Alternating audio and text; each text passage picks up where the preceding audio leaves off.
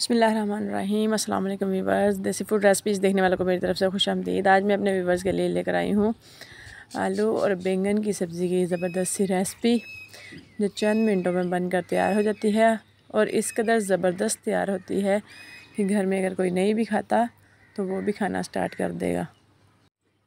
اس recipe میں ہم 2 ایسے ٹرک آپ کو بتائیں گے جن کی وجہ سے یہ بہت زبردست سالن بن کر تیار ہوگا۔ اس سالن کو بنانے کے لیے میں نے لیے ہیں 1 kg بینگن، چھوٹے چھوٹے سے کچے سے پیارے پیارے سے، 3 عدد پیاز، 6-7 سبز مرچیں، 2 عدد ٹماٹر، چھوٹا سا ٹکڑا ادرک کا اور 2 جوے لہسن کے، ساتھ ہی میں نے لیے 1 kg پوٹیٹو۔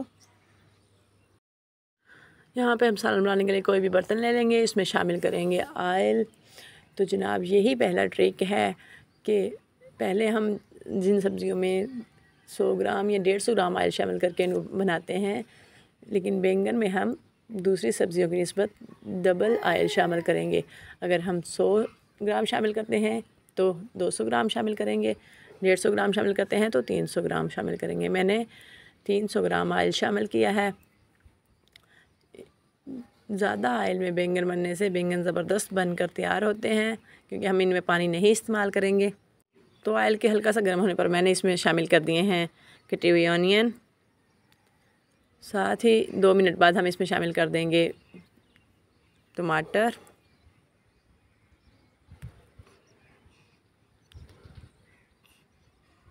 ساتھ ہی میں اس میں شامل کر دوں گی ادرک، لہسن اور سبز مرچ کا پیسٹ۔ ان سب چیزوں کو 2 سے 3 منٹ پکا لینے کے بعد، جب تک ٹماٹر تھوڑے میش ہوتے ہیں، میں اس میں شامل کروں گی خشک مسالے، red chilli 1½ table spoon,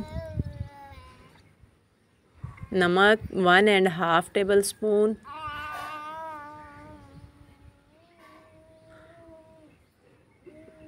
one table spoon ہلدی پاؤڈر۔ اب ان سب چیزوں کو بھی 2 سے 3 منٹ بھون لینے کے بعد ہم اس میں شامل کر دیں گے کٹی ہوئے بینگن، جو میں نے لمبے لمبے سے کاٹ لیے تھے۔ اب بینگن کو 3 سے 4 منٹ بھون لینے کے بعد ہم ساتھ ہی اس میں پوٹیٹو بھی شامل کر دیں گے۔ تھوڑی دیر بعد بھی شامل کیے جا سکتے ہیں اگر بینگن تھوڑی گھلی سی آپ لوگوں کو پسند ہے، اگر ایسا نہیں ہے تو ساتھ ہی شامل کر دیں۔ تو میں نے آلو بھی شامل کر دیے ہیں۔ اب ان دونوں چیزوں کو 2 سے 3 منٹ اسی طرح بھون لینے کے بعد میں انہیں ڈھک کر 15 منٹ کے لیے پکا لوں گی۔ وقفے وقفے سے چمچ بھی چلاتے رہیں گے تاکہ یہ جل نہ جائیں۔ الحمدللہ تقریباً 14-15 منٹ بعد سالن بن کر تیار ہے۔ اسے دھنیا ڈال کر ڈش آؤٹ کر لیں گے۔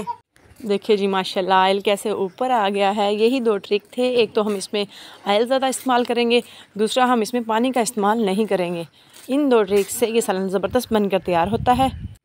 تو ویورز ریسپی پسند آئی تو لائک، شیئر، سبسکرائب کرنا نہ بھولیں، دعاؤں میں یاد رکھیں۔ ملتے ہیں نیکسٹ ولاگ میں۔